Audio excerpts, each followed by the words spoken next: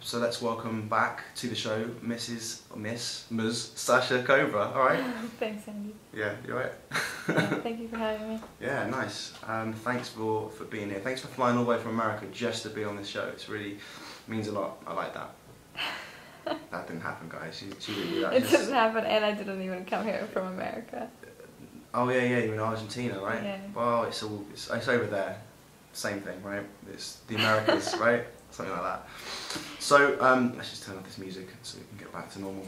So for guys who don't know who Sasha Cobra is, you can check out the last podcast she was on. I can't remember the number of the show, but you can search on the podcast section, and we were talking about being authentic. We were talking about, I think we were talking about sexuality. I can't even remember, but Sasha, you've got a website, sashacobra.com. Yeah. I just did the plug for you.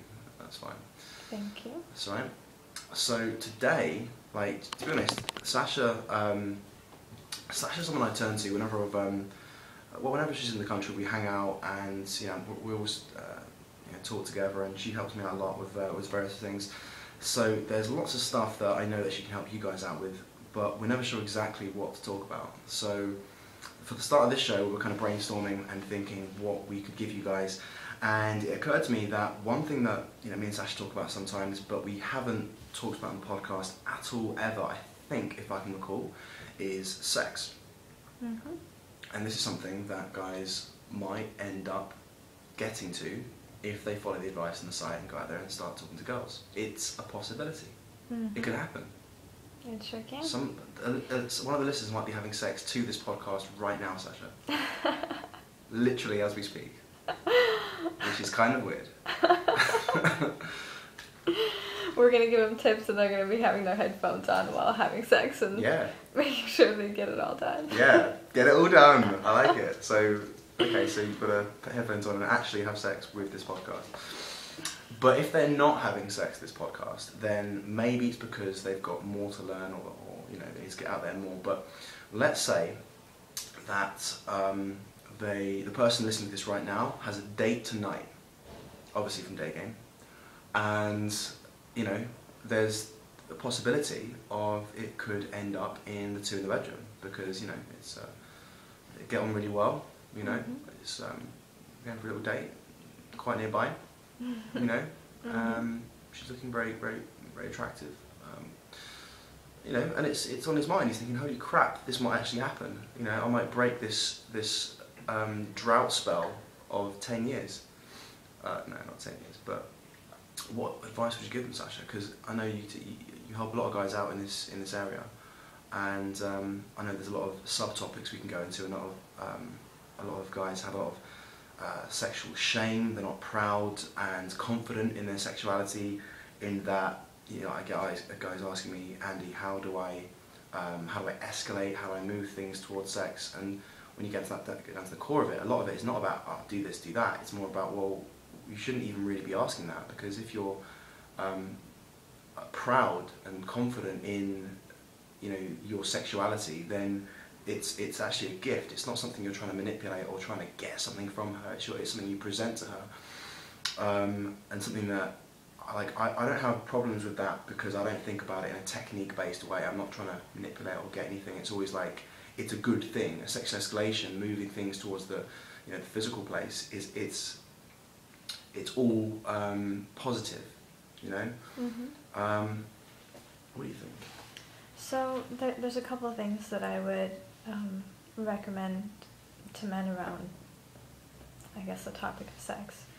And one of them I'll go into in just a little bit, which I feel like all men need to hear. But for the guys that, say, have never had sex, or have only had a few experiences and are quite nervous about the situation arising where they may have the opportunity to have sex with a woman on a date, sexual confidence actually is going to be a byproduct of you relaxing into yourself.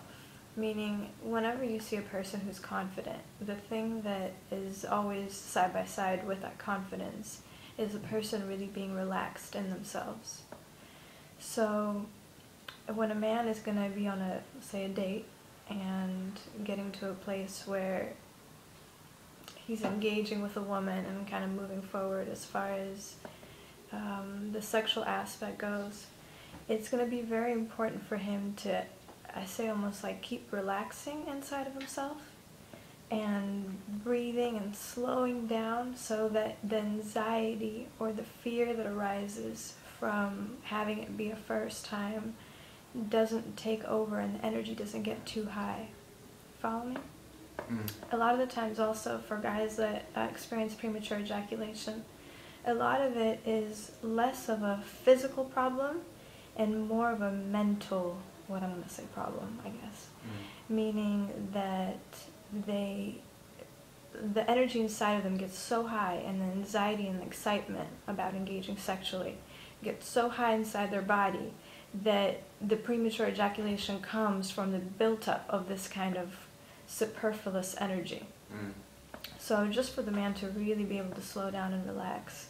And also understand that the woman really is very sensitive in how she responds to different stimuli. So when a man moves really fast on a woman, it's too fast for her to really be able to relax inside her own body, to be able to enjoy and even, say for example, have her vagina be wet so she's even ready for penetration. But Sasha, what about all the pornos? Come on, surely that's how to do sex. I've seen them. Come on, the German porn. Well, is that not how women like it? Come on. I would say that porn is very far from what sex should be like in a natural way that is actually enjoyable to people. And it's quite a shame because in the way that our society is structured, sex is always either suppressed, repressed, very taboo, or we have the other side, which is porn. So it's very rare that people have an opportunity to actually see or learn about sex in the natural way, in the way where people feel arousal or sexuality inside of them and be able to move with it with love attached to it. It's always either a lot of fear around sex, or the other extreme is, I say, very friction-oriented, very aggressive, very fast, with a lack of connection to the woman and a lack of love. And what ends up happening to a lot of men is, say at the beginning when they first start being, let's call it sexually active, they may have a lot of sex with different women even, and really get off on the idea that they are this sexual being, sexual man. And once they get older, they start to want to actually connect and look for something else. So when I work with the men that I work with, a lot of them, when they get to, sometimes even in their 20s, but 30s, 40s, 50s, they come for the sessions, and a lot of them, the issues that they speak about is that they actually don't even want to have sex. They feel empty inside afterwards. And a lot of that comes from the lack of connection in sex and being able to really connect the love to it. Yeah, interesting. So what tip could you give like that guy who's going to go on a date tonight?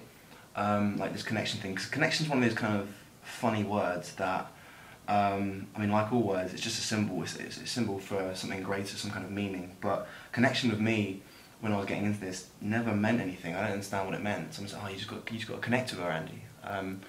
Why would you call me back? Oh, Andy, you just got to connect. And I was like, well, what the hell does that mean? And a lot of guys I know probably listening to this going, well, what does that mean? Right. So there's different types of connection, obviously. So I'm going to talk about one that's very practical in regards to, I say, even touching a woman or being with her sexually. And that is that in order for you to connect to another person, you actually have to connect to your own body first. Meaning, if I was to touch your hand right now, for example. Do you want to? Yes, give your hand, okay. Andy. So when I'm sitting here touching your hand. She's touching my hand in case you guys. What you're actually feeling is your own hand, and then my hand after that. But you feel me through you feeling your own hand. So for a lot of men, they get so excited about being in the presence of the woman, all of their energy actually is external. All of it goes out and so focused on the woman that they lack the connection to their own body. So what ends up happening is that when they touch a woman, and in sex for sure, the same way how the woman will experience the man's penis inside of her, that's a whole other story, but all of it has to be connected, and there has to be energy in it. But I'm that's a gonna whole almost different like story. Are we gonna go there later? Or? we can. I'm just trying to go step by step. Okay. So let's go even to as far as touching the woman. When you touch a woman, all of your presence, all of your awareness, all of you has to be in your own hand when you make contact. If you, say, are so enchanted by the appearance of the woman and all of your energy is going out and you're so focused on what she looks like, your hand will actually feel like dead meat laid on top of her body. She won't be able to feel any kind of arousal or any beauty out of your touch because it's the essence of you, the energy of you. That's the beauty that comes through in the touch. Yeah. So when you touch a woman, all of your awareness needs to be in your hand. Do you understand what I'm saying? So when guys are saying, how do I escalate, what tends to be going wrong is that when they might be touching a girl, they're thinking like 20 minutes ahead, going, right, now if I, in the future, when I do this and I can do that, and they're thinking like sexual escalation, and obviously there's nothing wrong with escalating sexually. I mean, when you're going to go on a date, you're escalating. But the problem is that people, they lose the moment. And I always tell guys, this thing that I used to teach guys, I call it micro escalation, and it's kind of what we've got this guy who talks to Daygame Blueprint, who I think you know, Alex Love. I think Alex Love, yeah. And what he's said on stage, which I thought was really great. I'm so glad we got him on the DVD set. That he said that escalation happens in the moment, and when you're in the moment, the only thing you possibly can think of is just the very, very next thing. So if you're moving your hand over her body, you're just literally thinking about right there, but then like just another centimetre over her body. That's it, you know. And it ties in with what you're saying. So exactly. And to actually even take it to a whole other level, at a certain point, you will get to a place inside yourself where you're actually not even going to be thinking about even one moment ahead of that moment. Because the natural energy inside of you will actually start to move you without you being consciously aware of it. Meaning you get to a place where you make contact with someone's body, and when you're totally relaxed in your own body, that energy inside of you will actually start to move by itself. It's like your being. I guess this is kind of going a little bit too deep on the spiritual side for your listeners. We'll just give a disclaimer. Okay, guys, you don't hear about that stuff. You can stop listening now. It's fine. But the beautiful experiences that go on in the sexual interaction is when a person really loses themselves.